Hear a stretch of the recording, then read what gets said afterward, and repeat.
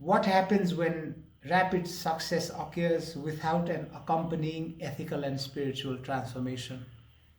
ब्राह्मण भएको ठाउँमा अधर्म हुँदैन, राजा भएको ठाउँमा कुशासन हुँदैन, अदब हुन्छ, र धनी भएको ठाउँमा अभाव हुँदैन। आजको कुरा कतिजनालाई चित्त नबुझ्न सक्छ। अब त्यसको लागि म माफी चाहन्छु। भन्न लागेको कुराको बाट प्रभावित म पनि छु। मलाई चाहिँ के छ भन्दाखेरि रोग लागेपछि निस्किनु पर्छ भन्ने मेरो धारणा हो। अब सुरु गरौँ। भानुभक्त आचार्यले चाहिँ शङ्कराचार्यको मणिरत्न मालाबाट प्रभावित भएर नेपालीमा प्रश्नोत्तर माला लेख्नु भएछ। त्यसको चाहिँ 8th स्ट्यान्जा 8औं हरफमा चाहिँ यो लेखिएको छ। दरिद्र नाउ नरमा छ कसको, विशाल तृष्णा घरमा छ जसको। कुन हो धनी सब नरले कहाको, सन्तोषले जो छ खुसी रहेको। अब भन्न खोजेको चाहिँ के छ भन्दाखेरि यो समाजमा न ब्राह्मण छ, न राजा छ, न धनी मान्छे छ। किन भन्दाखेरि मैले बुझेसम्म ब्राह्मण भएको ठाउँमा अधर्म हुँदैन, राजा भएको ठाउँमा कुशासन हुँदैन, अदब हुन्छ, र धनी भएको ठाउँमा अभाव हुँदैन। एउटा सपना देखेँ मैले। त्यो सपनामा चाहिँ के देखेँ भन्दाखेरि एकदमै विशाल विशाल महलमा गरिब मान्छेको बास भएको हैन। हेर्दाखेरि बहुत नै इम्पोजिङ छ घरहरू, तर ट्रु प्रस्पेरिटी छैन। सो कस्तो थियो सपना भन्दाखेरि एउटा एक्सट्रिमली एक्सपेन्सिभ नेबरहुडमा चाहिँ बल जबरजस्तीले बनाइएको ठुलो घर, एकदमै अस्तव्यस्त बसाई, र त्यो सम्पन्नताले ल्याउनु पर्ने जुन चाहिँ दिगो शान्ति कुशलता त्यो केही पनि थिएन। खाली भौतिक संरचना मात्रै एकदमै इम्पोजिङ थियो। ती दुईजना साथीहरूले चाहिँ एकदमै हम्बल ब्याकग्राउन्डबाट आएर काम गरेर त्यो ठाउँमा चाहिँ एकदम ठुलो घर बनाएछन्। प्रपर्टी भ्याल्यु एकदम हाई, तर घरको व्यवस्था, घरको संरचना एकदमै के नमिल्दो जस्तो। राति भएपछि अनेक विलासता, अनेक थरीका भौतिक सुख, यही नजिक रमाइलो गर्ने कसिनोहरू, र ती दुई साथी भनौँ, यो सपनाको कुरा हो है। एकजना ब्राह्मण थिए, पहाडी ब्राह्मण। ब्राह्मण इन द सेन्स त्यो द डेफिनेसन अफ ब्राह्मण होइन, त्यो नेपाली वर्ण व्यवस्थाको ब्राह्मण। अनि अर्को थिए नेवार थिए। दुवैजनामा पनि जहिले पनि बिकरिङ किचकिच। उनीहरू त्यो ठुलो महलमा आफ्ना श्रीमतीसित बस्थे र ती महिलाहरू ममताहीन थिए। केही कोमलता, विनम्रता र जुन किसिमको पूजनीय लक्षणहरू हुन्छन् महिलामा त्यो केही थिएन बहुत। तर व्यापार व्यवसाय चाहिँ गर्थे, यता पनि खोलेको छ उता पनि खोलेको छ हैन। उनीहरूको धन चाहिँ कसरी आथ्यो भन्दाखेरि एकदमै दुर्लभ सवारी साधनको व्यापार थियो। अति फाइदा भएर चाहिँ बिस्तारी पसलबाट घर भयो, घरबाट ठुलो घर भयो र महँगो ठाउँमा घर भयो। तर म चाहिँ मेरो सपना हुना कारणले ती सब कुरालाई चाहिँ निहालेर हेरिरहेको थिएँ। एक किसिमको दुःख लाग्यो मलाई, तर हेर्दाखेरि बाहिर सम्पन्न चाहिँ थिए। सो मेरो डेफिनेसन अफ वेल्थ चाहिँ के हो भन्दाखेरि जुन स्रोत भनौँ न बाट चाहिँ शान्ति उत्पन्न हुँदैन, त्यो स्रोतको कुनै काम छैन। र अझै ट्रु डेफिनेसन अफ वेल्थ भनेको चाहिँ धन जे हो जसले चाहिँ आफ्नो र आफ्नो भन्दा पनि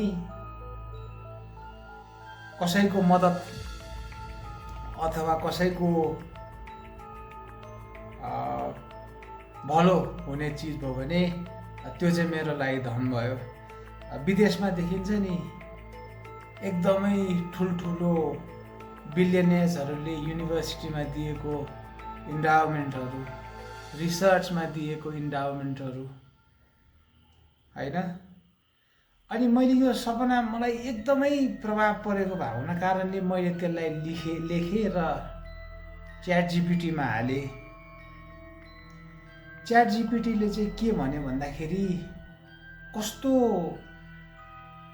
घतलाग्दो वाक्य आयो कि beneath every respectable society there are networks of exchange, loyalty, power and compromise रे।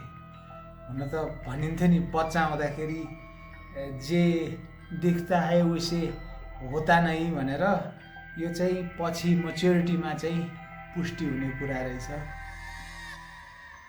So things don't appear as they seem, very simple but quite profound. अनि अर्को पनि त्यही त्यो ड्रिमको एनालिसिस प्रोसेसमा अर्को पनि एउटा एकदम स्टेटमेन्ट सेयर गर्न लागेको चाहिँ के थियो भन्दाखेरि what happens when rapid success occurs without an accompanying ethical and spiritual transformation? Right? That's the problem in our society, country bhanदैन society भनौँ होइन। What if you are not competent for your job?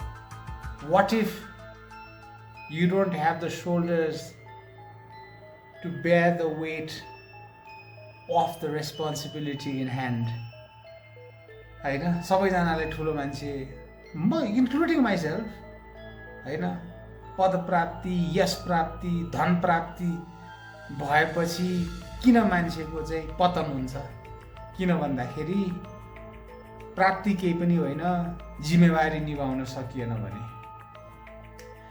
So that was I really wanted to share this haunting nightmare भन्छु म त हैन। एकदम everything was dystopian, के रसै थिएन, खालि भौतिक त्यो मात्रै थियो, डरलाग्दो उजाड केही पनि छैन, तर पैसा भन्ने कुरो चाहिँ थियो हैन। So there's like antithesis for unregulated neoliberal late state capitalistic dystopian society.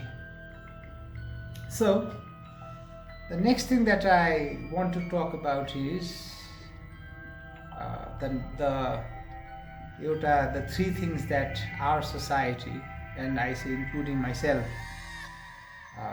we suffer from.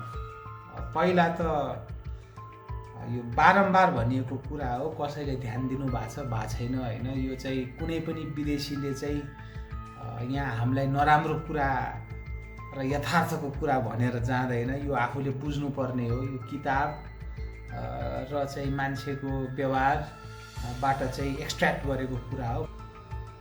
पहिले चाहिँ यो ब्रायन हाउटन हडसन हैन, the first British resident in Nepal, उहाँको चाहिँ भाइसरोयसित उता इन्डियामा द ब्रिटिश राजको the main administrator, the administrator of India for the British crown ले चाहिँ के पत्राचार हुन्थ्यो भन्दाखेरि नेपाली मान्छेहरू बहुत लोयल, वफादार, तर if they get a sense of, if they start to feel slightly better then they are a type of people that get carried away quite quickly, in the sense that I don't know how to say it politely, I've been searching for the word, but get big-headed भनौँ न। कामहरू अर्थात् भनेको कुराहरू राम्ररी चाहिँ गर्न सक्ने, तर अलिकति त्यो इगो चाहिँ पलाउन थाल्यो भने चाहिँ they start immediately distancing themselves from their fellow men and start getting big-headed भनेर चाहिँ त्यो लेखिएको छ है। ब्रायन हाउटन हडसनको उहाँको चाहिँ पत्राचारहरूमा र अहिलेको किताबहरूमा पनि उहाँले चाहिँ उहाँको काम चाहिँ के थियो, मिलिट्री रिक्रुटमेन्टको लागि चाहिँ नेपालीहरू कस्ता हुन्, को लड्न सक्छन्, कुन जात कस्तो भनेर चाहिँ एकदम राम्ररी चाहिँ एथनोलोजी रिपोर्ट तयार गरेर चाहिँ उहाँले चाहिँ ब्रिटिस एम्पायरलाई पेश गर्थे है। So that was the first one. Nepalese people have the tendency to get big-headed if they slightly begin to develop that sense that they are slightly better than their fellow men. And this was also an observation of the Nepalese aristocracy, of the upper classes, because his correspondence was mostly with those that were in power in the past. So that is the first point. Secondly, यो crisis in the periphery भन्ने किताबमा चाहिँ Nepali why is Nepal the way it is भनेर सोच्दाखेरि चाहिँ के भनिएको छ भन्दाखेरि कोर्स करेक्ट गर्न नसक्ने भनेर भनिएको छ। त्यो भनेको के छ भन्दाखेरि नराम्रो भएको थाहा पाइ पनि त्यसलाई चाहिँ एक्नोलेज गरेर चाहिँ त्यसलाई चाहिँ रिडाइरेक्ट गरेर चाहिँ आफूलाई चेन्ज गर्न नसक्ने अथवा ठिक दिशामा मोड्न नसक्ने भनेर चाहिँ लेखिएको छ है यो किताबमा। So this is point number 2. And the third point is an observation that we cannot give credit where credit is due. When somebody does something nice, saying we are reluctant to give credit. त्यो academia होस् या politics होस् अथवा sports होस् अथवा जहाँ होस् चाहिँ के हुन्छ भन्दाखेरि there are many unsung heroes who have not been acknowledged, partly because of their background or partly because of their differing political ideology or partly because they were different from the crowd. I am so happy that I am making this point here because this really needs to be said out loud. So त्यो हुन्छ नि, त्यो isolating, marginalizing र हुन्छ नि र to not give credit where credit is due, and sometimes even mooching of the other person's efforts. So this is something that is quite concerning in our society. यो सबै सोसाइटीमा हुन्छ, तर these observations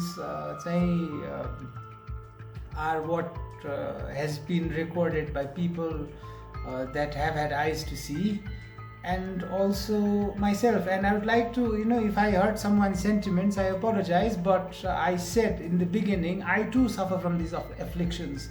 The reason why I am pointing to the Nepalese shadows is because I want to get better. I want to be rid of my prejudices. I want to be a better person, you see. So that's it, I said a lot of things, and we started with, to recap, we started with Bhanubhakta's poem, the 8th stanza of Prashnottar Mala. I'd like to say that again. दरिद्र now नरमा छ कसको, विशाल तृष्णा घरमा छ जसको, कुन हो धनी सब नरले कहाँको, सन्तोषले जो छ खुसी रहेको. So Buddha said the same thing. Desire is sorrow, contentment is peace.